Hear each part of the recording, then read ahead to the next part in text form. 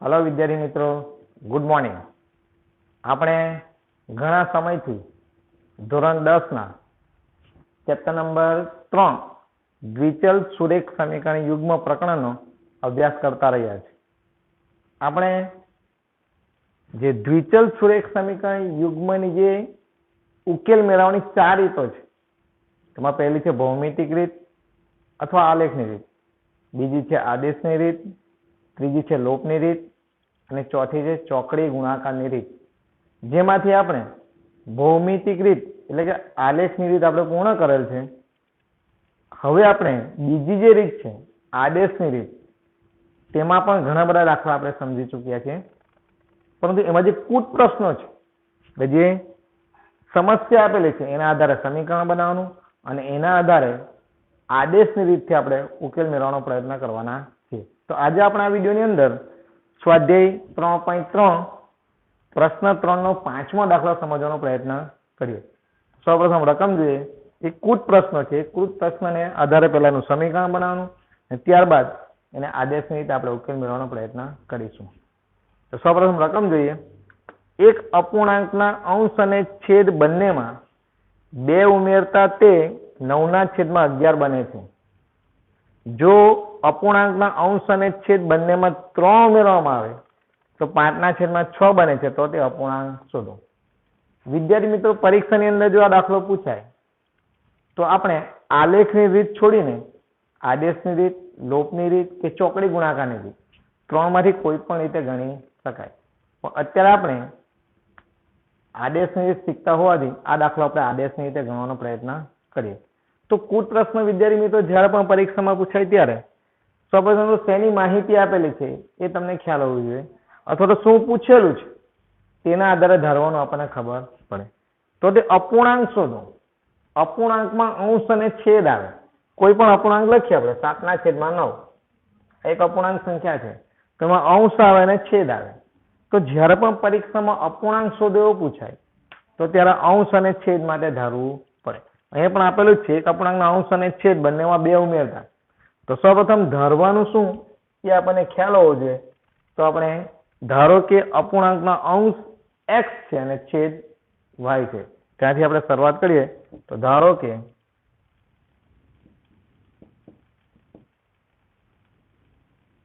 અપૂર્ણાંકના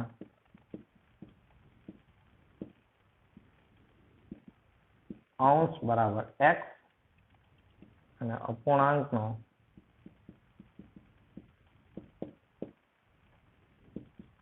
છેદ બરાબર y। અપૂર્ણાંકનો અંશ બરાબર x અને અપૂર્ણાંકનો છેદ બરાબર y। હવે પહેલી લીટી વાંચતા જઈએ અને સમીકરણ બનાવતા જઈએ। અંશ અને છેદ બંનેમાં 2 ઉમેરતા તે 9/11 બને છે। પરીક્ષાની અંદર બીજો શબ્દ પણ વાપરી શકે વિદ્યાર્થી મિત્રો કે બંનેમાં 2 ઉમેરતા, તો અંશ અને છેદ બંનેમાં 2 ઉમેરવાના છે અને તેનું અતિ સંક્ષિપ્ત રૂપ 9/11 બને છે અથવા મળે છે। જો ડાયરેક્ટ અહીં 9/11 બને છે એવું આપ્યું છે, અતિ સંક્ષિપ્ત રૂપ એવો શબ્દ પણ વાપરી શકે। જો આપણે અહીંયા પેલા સમીકરણ બનાવ અંશ અને છેદ બંનેમાં 2 ઉમેરતા, તો અંશમાં પણ 2 ઉમેરવાનું છે અને છેદમાં પણ 2 ઉમેરવાનું છે। તો અહીંયા રકમ મુજબ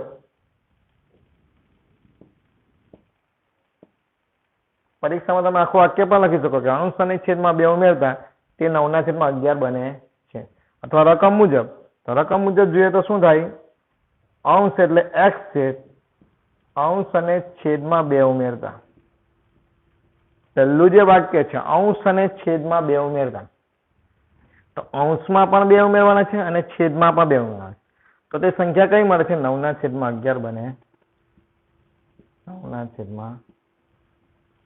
વિદ્યાર્થી મિત્રો, તમને ખ્યાલ આવી ગયો હશે કે અંશ અને છેદમાં 2 ઉમેરતા, અંશમાં પણ 2 ઉમેરવા છે અને છેદમાં પણ 2 ઉમેરવામાં છે, તો તે સંખ્યા કઈ બને છે? 9/11 બને છે। અંશ અને છેદ વાળી અપૂર્ણાંકની સ્વરૂપમાં જ લખી શકાય। અંશમાં 2 અને છેદમાં 2 બંનેમાં 2 ઉમેરી કઈ સંખ્યા મળે છે? 9/11 બને છે।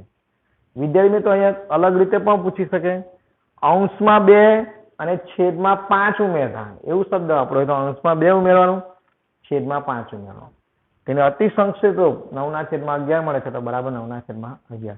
અહીંયા પણ કોઈ પણ અપૂર્ણાંક આપી શકે। કેટલીક વખત વિદ્યાર્થી મિત્રો એવું પણ પૂછે છે કે અંશમાં 2 ઉમેરતા તેનો અતિશંક રૂપ 9/11 મળે છે. તો અંશમાં 2 ઉમેરવાનું તો છેદ y એમને જ રહેવા દેવાનો, લખવાનો ખરો છેદમાં y, પણ છેદમાં કંઈ જ ન ઉમેરતા હોય તો છેદમાં y લખવાનું તો ખરું જ. એટલે x + 2 છેદમાં y બરાબર 9/11. આ તો અલગ અલગ રીતે પરીક્ષામાં પૂછી શકે. અંશ અને છેદમાં બંનેમાં સરખી સંખ્યા પણ ઉમેરી શકે, અથવા એકમાં અલગ બીજામાં અલગ એવું પણ પૂછી શકે, અથવા ફક્ત અંશમાં ઉમેરો અથવા ફક્ત છેદમાં ઉમેરો. તો છેદમાં ઉમેરવાનું હોય તો અંશ એમને રહેવા દેવાનો, છેદમાં ઉમેરવાનું હોય તો અંશ એમને રહેવા દેવો પડે. હવે અંશ અને છેદમાં બંનેમાં 2 ઉમેરીએ એટલે અંશમાં 2 ઉમેરા, છેદમાં 2 ઉમેરા, જવાબ શું મળે છે? 9/11 બને છે. હવે ચોકડી ગુણાકાર કરીએ અને સમીકરણ બનાવવાનો પ્રયત્ન કરીએ. તો ચોકડી ગુણાકારની અંદર 11 ને આ બંને સાથે ગુણવાનું છે અને 9 ને આ બંને સાથે ગુણવાનું છે. તો 11 ને જો આપણે x + 2 સાથે ગુણીએ, 11 ને x સાથે ગુણીએ એટલે 11x પ્લસ 11 ને 2 વડે ગુણીએ 11 દુ 22. 11 ને x સાથે પણ ગુણીએ 11x પ્લસ 11 દુ 22. બરાબરનું નિશાન વાળી વચ્ચે બરાબર. 9 ને y સાથે ગુણીએ એટલે 9y, 9 ને 2 વડે એટલે 9 દુ. ચોકડી ગુણાકાર તમે નીચલા ધોરણમાં શીખી ગયા છો, છતાં પણ 9 ને y સાથે ગુણીએ 9y પ્લસ 9 ને 2 સાથે 9 દુ 18. જો વિદ્યાર્થી મિત્રો પ્લસ કે માઇનસ સંખ્યા આવી વચ્ચે બરાબરની જગ્યાએ, તો આનો આની સાથે ગુણાકાર, આનો આની સાથે ગુણાકાર અને બંનેનો ગુણાકાર છેદમાં લખવો પડે. તો બરાબરનું નિશાન હોવાથી ફક્ત 11 આની સાથે અને 9 આની સાથે ગુણી છેદમાં લખવાનું નથી. હવે સમીકરણ બનાવતી વખતે આપણને ખબર છે કે x વાળું પદ y વાળું પદ બરાબર અચળ સંખ્યા. તો x વાળું પદ આપણી પાસે છે 11x, 9y ને અંદર લાવે એટલે -9y, આ 9y ને આપણે અંદર લઈ આવીએ તો જમણી બાજુમાંથી ડાબી બાજુમાં એટલે શું થઈ જાય? માઇનસ. આ 22 નો પેલી બાજુ લઈ જાઉં છું એટલે શું થઈ જશે? માઇનસ. 18 જ્યાં છે ત્યાં જ -22. ફરી પાછું વિદ્યાર્થી મિત્રો 11x 9y ને અંદર લાવે એટલે -9y, 18 જ્યાં છે ત્યાં જ 22 ને હું પેલી બાજુ લઈ ગયો એટલે શું થઈ જશે? માઇનસ. એટલે પહેલું સમીકરણ શું બનશે? 11x - 9y બરાબર -4. સમીકરણ નંબર 1. કારણ કે 18 માંથી 22 જાય અસમાન ચિહ્ન એટલે 22 બાદબાકી. 18 નું કોઈ નિશાન નથી એટલે પ્લસ, અસમાન ચિહ્ન હોય તો બાદબાકી થાય. 22 માંથી 18 4 અને મોટી સંખ્યાનું નિશાન. સમીકરણ નંબર 1. એ જ પ્રમાણે બીજું સમીકરણ જો બનાવીએ આપણે, બીજું સમીકરણ જો આપણે બનાવીએ તો શું થાય? રકમ મુજબ લખી શકીએ, રકમ મુજબ અથવા આખું વાક્યમાં લખી શકીએ. જો અપૂર્ણાંકના અંશ અને છેદમાં બંનેમાં 3 ઉમેરવામાં આવે એટલે અંશમાં બી 3 ઉમેરવાનું છે અને છેદમાં પણ 3 ઉમેરવાનું તો તે સંખ્યા કઈ મળે છે? 5/6. તમે અહીંયા જોઈ શકો છો કે અંશ અને છેદ બંનેમાં 3 ઉમેરે તો x + 3 y + 3. જવાબ શું મળે છે? 5/6. એટલે અંશ અને છેદમાં જો બંનેમાં 3 ઉમેરવા મળે, અંશ અને છેદ બંનેમાં 3 ઉમેરતા તે સંખ્યા કઈ મળે છે? 5/6 મળે છે. ચોકડી ગુણાકાર અહીંયા કહ્યું એ પ્રમાણે 6 ને આપણે આની સાથે ગુણવાનું છે, આની સાથે ગુણવાનું. અહીંયા પણ y + 3 ને 9 વડે ગુણેલું છે. 6 ને આની સાથે ગુણે તો શું થશે? 6x + 6 * 18 બરાબર છે કે બરાબર 5y + 5 એકદમ સહેલું છે. 6 ને x સાથે ગુણે એટલે 6x પ્લસ 6 ને 3 સાથે એટલે 6 * 18 બરાબર છે કે બરાબર. y ને 5 સાથે ગુણે 5y પ્લસ 5 * 15. અહીંયા સમીકરણ બનાવીએ જ પ્રમાણે 6x હું 5y ને અંદર લાવું એટલે -5y, 18 ને પેલી બાજુ લઈ જાઉં છું એટલે 15 જ્યાં છે ત્યાં જ -18. 6x આ અંદર આવે એટલે -5y, 15 જ્યાં છે ત્યાં 18 ને પેલી બાજુ લઈ ગયા એટલે શું થઈ ગયું? માઇનસ. માટે 6x - 5y બરાબર આમાં પણ અલગ અલગ નિશાની તો બાદબાકી, 18 માંથી 15 જાય તો 3 અને મોટી સંખ્યાનું નિશાન એટલે -3. અને આપણે આપીશું સમીકરણ નંબર 2. સમીકરણ 1 અને 2 બંને મળી ગયા. ફરી પાછું વિદ્યાર્થી મિત્રો અંશ અને છેદમાં અલગ અલગ સંખ્યા ઉમેરવાની પણ કહી શકે. આ તો ફક્ત અંશમાં ઉમેરવાનું કીધું તો છેદમાં y તો લખવો જ પડે. એનો અતિ સંક્ષિપ્ત રૂપ એવો શબ્દ પણ વાપરી શકે, અથવા જવાબ મળે છે એવું પણ શબ્દ વાપરી શકે. પછી ચોકડી ગુણાકાર કરીને તમે સરળતાથી સમીકરણ બનાવી શકો. x વાળું પદ, y વાળું પદ, પછી બરાબર અચળ પદ. સમીકરણ 1 અને 2 મળી જાય પછી આપણે ઘણા બધા દાખલા જોઈ ગયા છે, છતાં પણ ફરી પાછો સમજવાનો પ્રયત્ન કરીએ. સમીકરણ 1 અને સમીકરણ 2 માં આગળ પણ આપણે જોયું હતું, જો કોઈ ચલની આગળ સહગુણક ગુણાયેલા ન હોય તો એવો ચલ આપણે પસંદ કરવો પડે. તો આપણે જોઈએ અહીંયા તો x સાથે 11 ગુણેલા છે, y સાથે 9 ગુણેલા છે, x સાથે 6 ગુણેલા છે, y સાથે 5 ગુણેલા છે. તો આ રીતે દરેકે દરેક ચલની આગળ કોઈ સંખ્યા ગુણાયેલી છે તો કોઈ પણ એક ચલને આપણે સૂત્ર કરતા બનાવી શકીએ. તો આપણે સમીકરણ 2 માંથી હું x ને સૂત્ર કરતા બનાવું છું તો આપણે આ રીતે સમીકરણ બનશે કે 6x બરાબર -3 વત્તા 5y. સમીકરણ 2 પરથી આપણે બનાવ્યું કે 6x બરાબર 5y પેલી બાજુ પ્લસ -3 જ્યાં છે ત્યાં x ને સૂત્ર કરતા બનાવતો હોય y નો પેલી બાજુ લઈ ગયેલો પ્લસ. હવે x ને જો સૂત્ર કરતા બનાવતો 6 ક્યાં આવી જશે? છેદમાં. માટે x બરાબર -3 પ્લસ 5y છેદમાં 6. સમીકરણ નંબર 3. આપણે સમીકરણ 2 માંથી x ને સૂત્ર કરતા બનાવ્યું છે. જો કોઈ ચલ એકલો હોય સહગુણક વગરનો તો છેદમાં સંખ્યા આવશે નહીં. છેદમાં સંખ્યા ન આવે તો આપણે ગણતરી સરળતાથી કરી શકીએ. પણ એ બધા જ ચલની આગળ કોઈને કોઈ સંખ્યા ગુણાયેલી હોવાથી કોઈ પણ એક ચલને તમે સૂત્ર કરતા બનાવી શકો. આપણે સમીકરણ 2 માંથી 6x ને સૂત્ર કરતા બનાવ્યું છે. x ને સૂત્ર કરતા બનાવ્યું એટલે 6 ક્યાં આવી જશે? છેદમાં. એટલે એને આપણે સમીકરણ નંબર 3 આપ્યું. સમીકરણ નંબર 3 સમીકરણ 2 માંથી બનાવ્યું હોવાથી x આપણે આમાંથી સૂત્ર કરતા બનાવ્યો એટલે હવે સમીકરણ 3 ની કિંમત કેમાં મૂકવાની? સમીકરણ 1 માં મૂકતા. જે સમીકરણ માંથી x ની કિંમત શોધી છે એમાં આપણે મૂકવાની નથી, પણ એના સિવાયના સમીકરણ એટલે સમીકરણ 1 માં કિંમત મૂકવી પડે. સમીકરણ 3 ની કિંમત સમીકરણ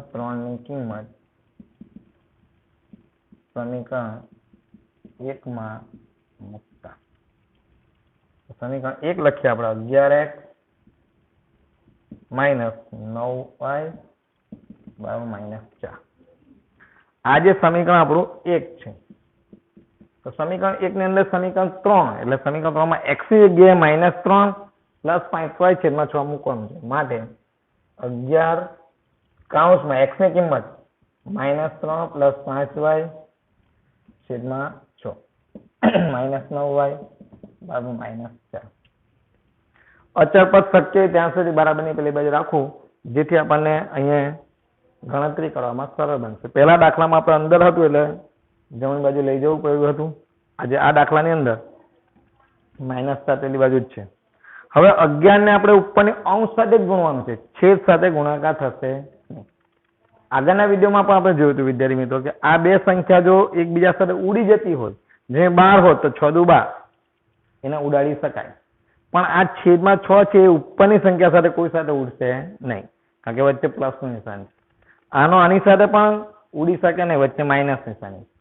એટલે નિશાની જ્યારે પ્લસ માઇનસ આવે ત્યારે બે પદ બની જાય છે અને ત્યારે ઉડી શકે નહીં. 11 અને 6 નો સંબંધ ગુણાકાર ભાગાકારનો હોવાથી તમે ઉડાડી શકો છો. હવે 11 ને 6 વડે ભાગી શકાતું ન હોવાથી આપણે 11 ને અંશ સાથે જ ગુણાકાર કરવાનો છે. સમજો કે છેદમાં 1 છે, કઈ નથી એટલે 1. તો 11 અંશનો અંશ સાથે ગુણાકાર, છેદનો છેદ સાથે ગુણાકાર. તો 11 નાની સાથે ગુણે તો 11 તાલી એટલે -33 પ્લસ 11 પંચા 55y છેદમાં 6 એકા 6.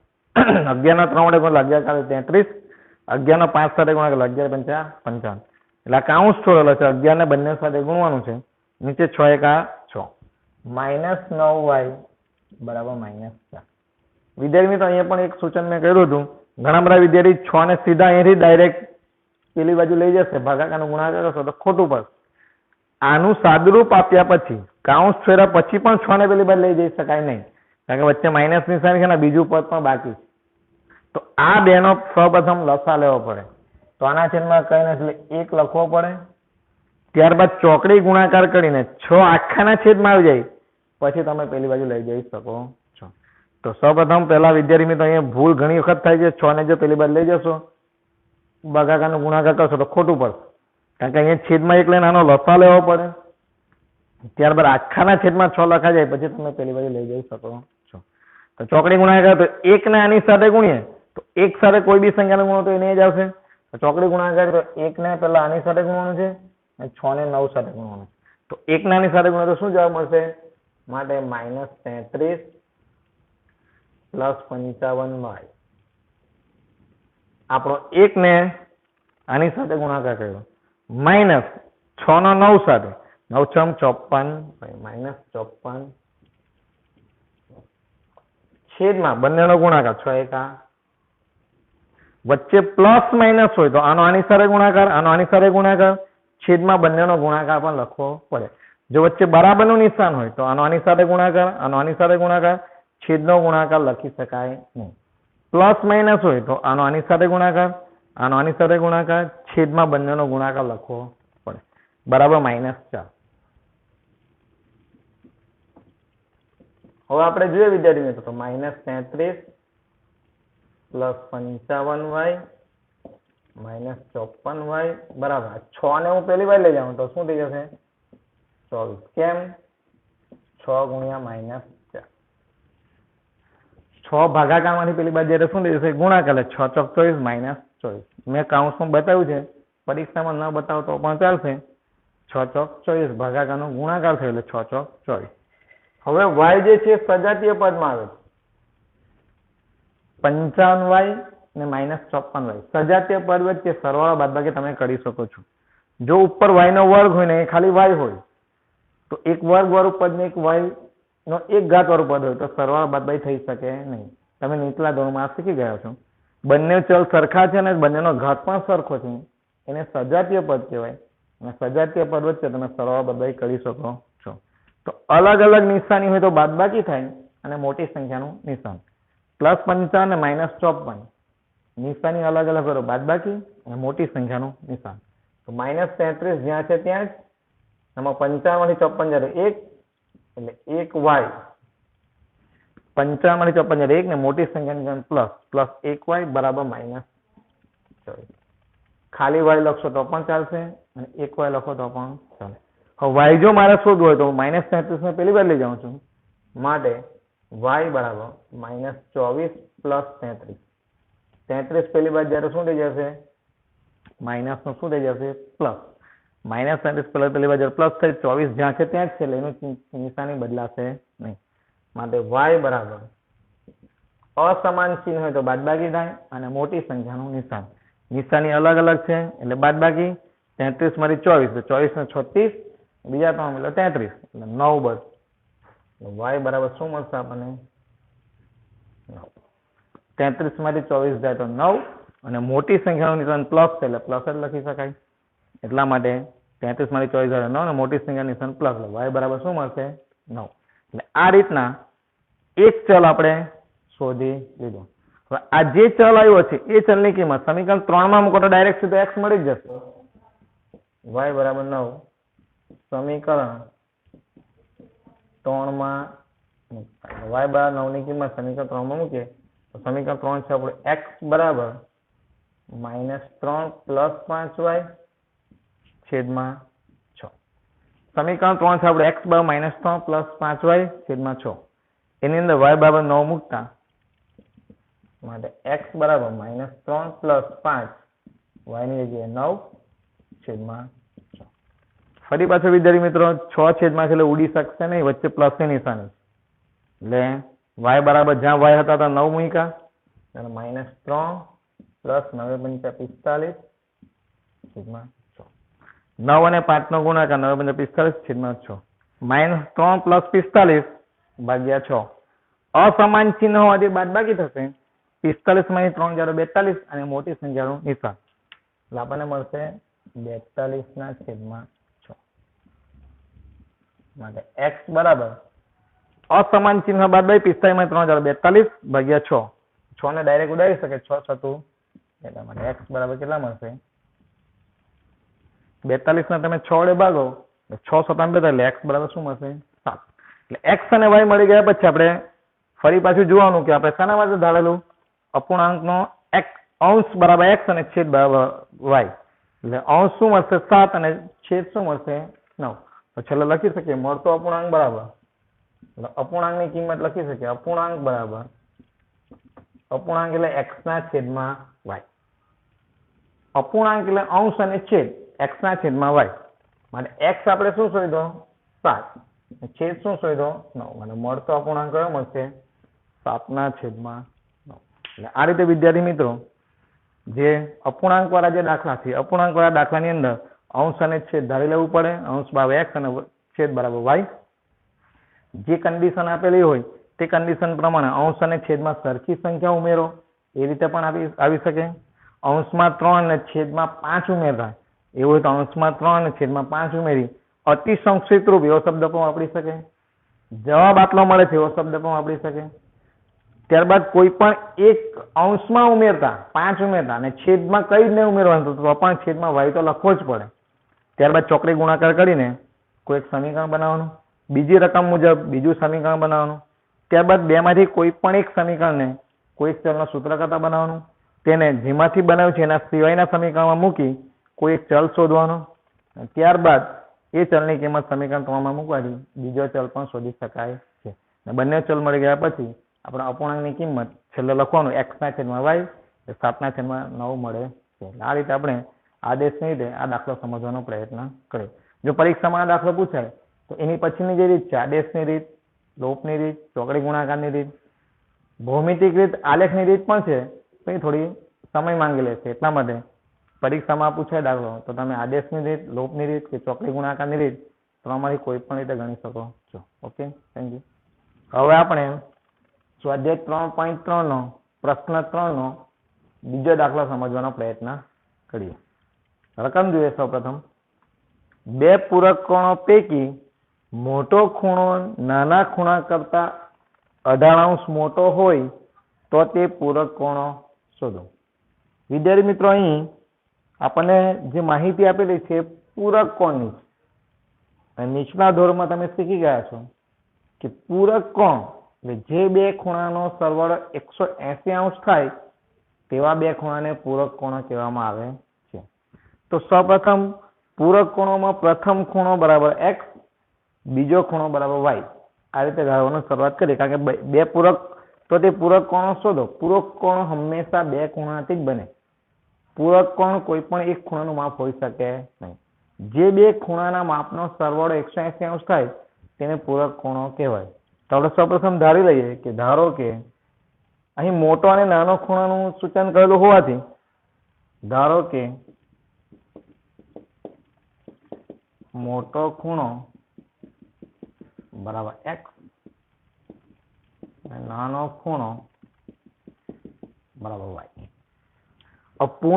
પૂરક કોણ કીધું હોવાથી અહીં જ પહેલું સમીકરણ બને છે. આ મોટો ખૂણો નાના ખૂણા કરતા 18 મોટો છે બીજું સમીકરણ બનશે. પૂરક કોણનો મતલબ જ થાય કે બે ખૂણાનો સરવાળો 180. આપણે લખી શકીએ કે પૂરક કોણનો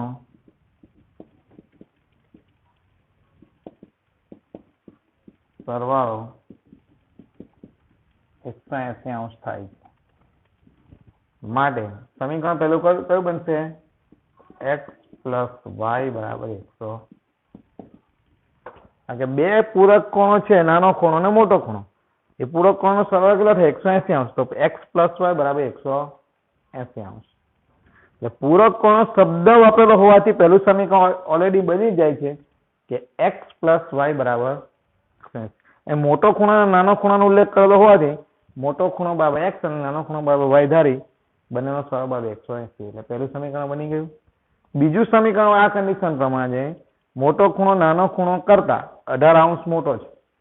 આગળ પણ મેં સમજાવ્યું હતું વિદ્યાર્થીઓ જ્યારે બે ખૂણા વિશે અથવા બે વ્યક્તિ વિશે બે વસ્તુ વિશે કમ્પેરિઝન કરવામાં આવે આની કરતા આ મોટું છે, આની કરતા આ 4 ગણું છે, આની કરતા આ 5 વધારે છે, આવું હોય ત્યારે બંને જે ધારેલું હોય એને સામસામે લખવું પડે. આપણે લખી શકીએ કે રકમ મુજબ જે ધારેલું હોય તેને સામસામે લખી દેવું x અને y. હવે મોટો ખૂણો નાનો ખૂણો કરતા જેને આગળ કરતા શબ્દ છે ને તેમાં ફેરફાર થાય એટલું યાદ રાખવાનું. મોટો ખૂણો નાનો ખૂણો કરતા 18 વધારે છે. મેં આગળ એક વખત તમને ઉદાહરણ પણ પૂરું સમજે કે કોઈ વિદ્યાર્થી પાસે 30 રૂપિયા છે અને કોઈ વિદ્યાર્થી પાસે 12 રૂપિયા છે. તો 30 રૂપિયા અને 12 રૂપિયા આની પાસે 18 રૂપિયા વધારે છે. હવે જો સરખા કરવા હોય તો જેની કરતા 18 વધારે છે તેમાં 18 ઉમેરવા પડે. આ 12 રૂપિયા છે, 18 રૂપિયા, આ 30 રૂપિયા છે. તો આની કરતા આની પાસે 18 રૂપિયા વધારે છે. તો અહીંયા વધારે છે તો 18 આમાં ઉમેરીએ તો બંને સરખા થાય. તો મોટો ખૂણો નાનો ખૂણો કરતા 18 વધારે છે. આ મોટો ખૂણો છે એ વધારે છે 18. તો મારે સરખા કરવા તો ઉમેરવું ક્યાં પડે? નાના ખૂણામાં 18 ઉમેરવું પડે. અહીં 18 મોટો છે એવું કીધું. 18 ઘણો હોય તો 18 વડે ગુણવું પડે, 18y થાય. પણ 18 મોટો છે એટલે પ્લસ 18. જો 18 નાનો છે એમ તો માઇનસ થાય. એટલે 18 મોટો હોય, મોટો ખૂણો નાના ખૂણા કરતા 18 મોટો છે. એટલે x બરાબર y વત્તા 18.